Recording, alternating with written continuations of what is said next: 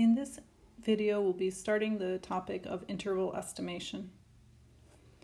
So our goal here is to try to use information about a sample statistic to tell us something about the likely value of the corresponding population parameter.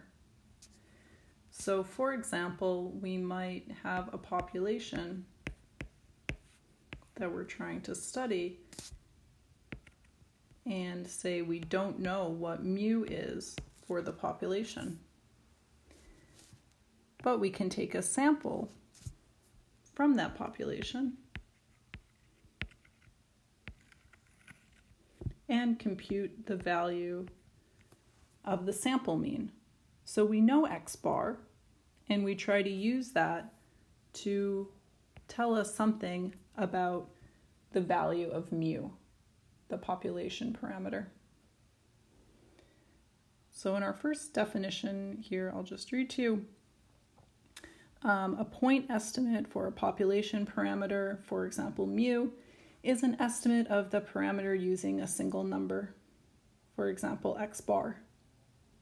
So the sample mean x bar is a point estimate for mu.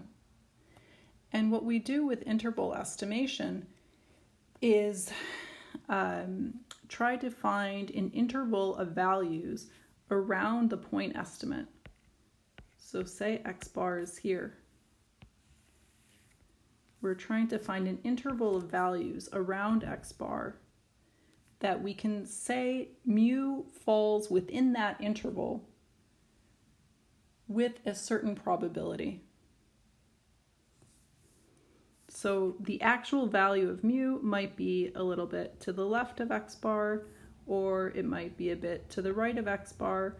We're not sure, but we can say perhaps that there's a 90% chance or a 95% chance that mu falls within that range of values around x bar. So this is what confidence intervals are all about. They will tell us how likely it is that the population parameter, in this case mu, falls in a certain range of values around a measured sample statistic, in this case x bar. And there are different scenarios that we'll consider. In the first scenario, we are constructing confidence intervals where the population standard deviation is known. So that is our first little subtopic here.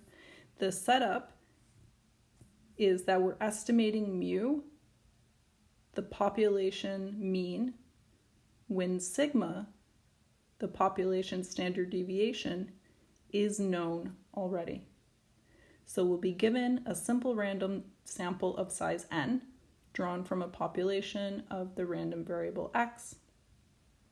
We know the value of the population standard deviation sigma.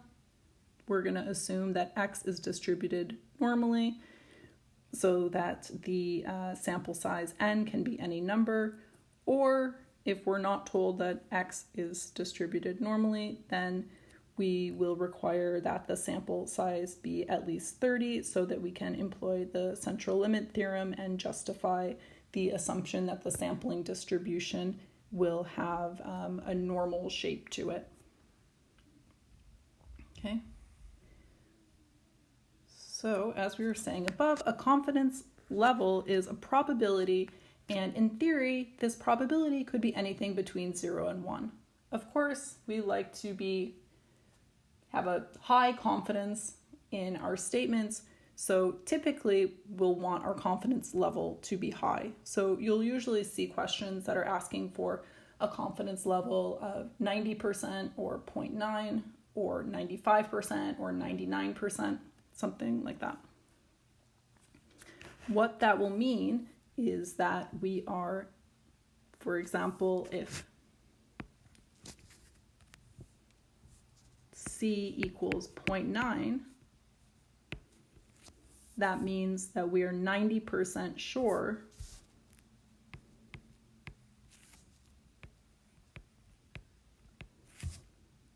we're 90% certain that mu is in the computed interval around x bar.